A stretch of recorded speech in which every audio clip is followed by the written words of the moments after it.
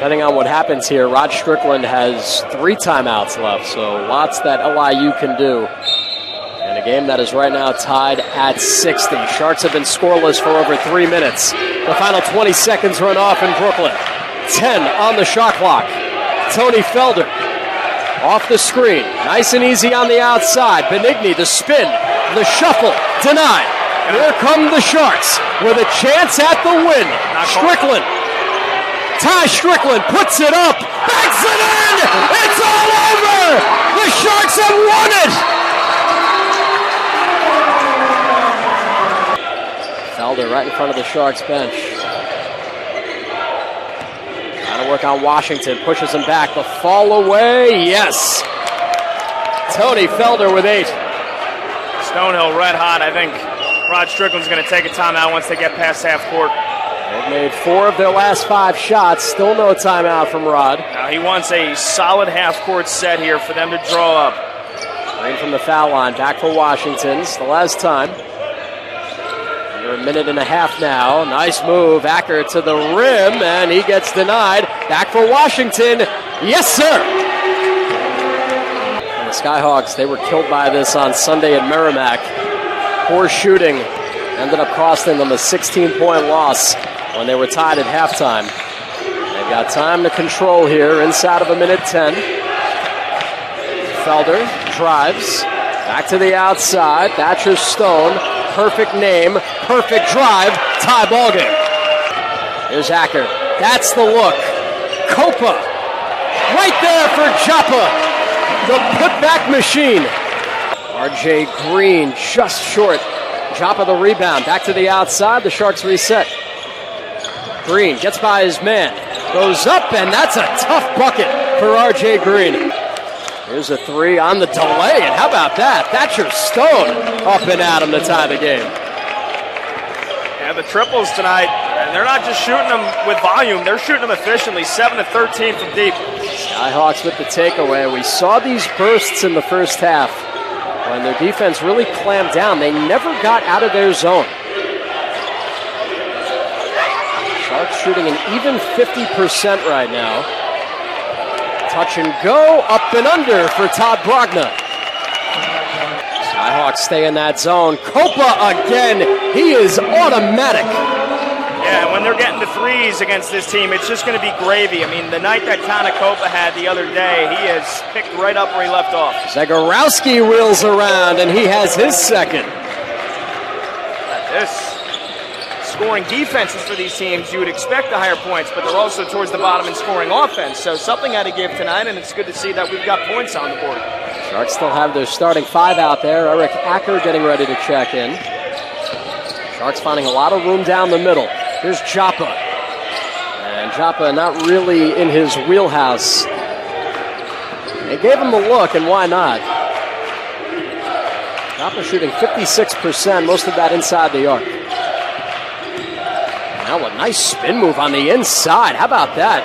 But Simona couldn't finish. RJ Green normally doesn't get beat like that. That was a really good spin move. Like you said, just didn't have the finish necessary. Open to Green at the bottom.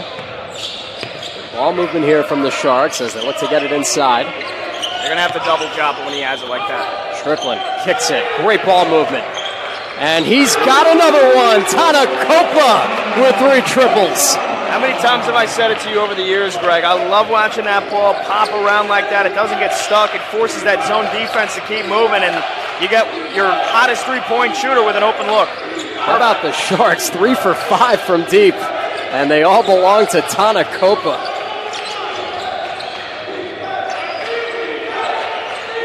Actually, they have 4. Strickland hit one earlier. There's the Skyhawks. Look to get something going. And they do with Simona. That was a great defensive possession for LIU. They were relentless in their man-to-man pursuit for 29 seconds, and then Simona beat them at the very last second. That was patience rewarded for Krause's Skyhawks. Simona's been in the starting lineup at different points this season. Started 14 of the first 21. Copa on the inside, and he's got it all working. That's just lunch right there. That's cookies for Tanacopa. I mean, they had him as the point man in the middle of that zone. He turned. Nobody's on him. Sure, I'll take a 13-footer. I've been hitting them from 25 all night. Copa averaging close to 20 points per game in the last 3. He's got 11 already. Brogna rounding out. And there's R.J. Green, LIU's leading rebounder. Stonehill getting a little three-point happy now. I mean, it's working for him, but we're still in the first 8 minutes of this game. They're down 8, but there's plenty of time. And had that pass gotten through, Esahati was open down low. And there's the change. Didn't take all but 8 minutes, but Eric Acker is back in. Leading freshman scorer in the conference, a 2-time Rookie of the Week.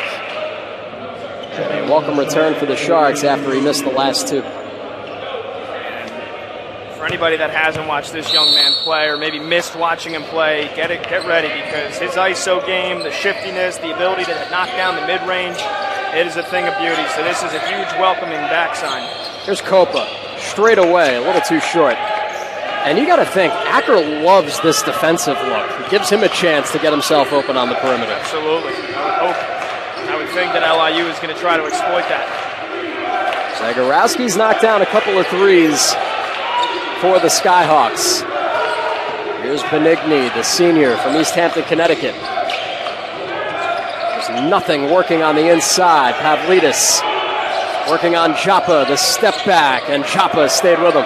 And the long arms of Nikola Joppa, all 7 foot of him. I wonder what his wingspan is. Probably 7'4". He's got talons attached to his hands right there. Very, very tough shot to make over him. It's a tough draw for Pavlidis. There's a guy I always like seeing, Jason Steele. Acker's first shot is just off.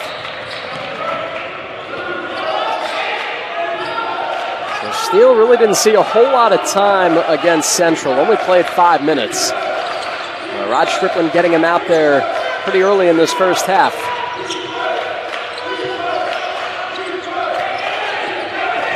Benigni to the outside. Zagorowski trying to keep him in it. That one just missed. Zagorowski, second on the team in scoring, and there's a hard foul on the inside with Strickland getting taken down. And free throws should be coming up after this second media timeout.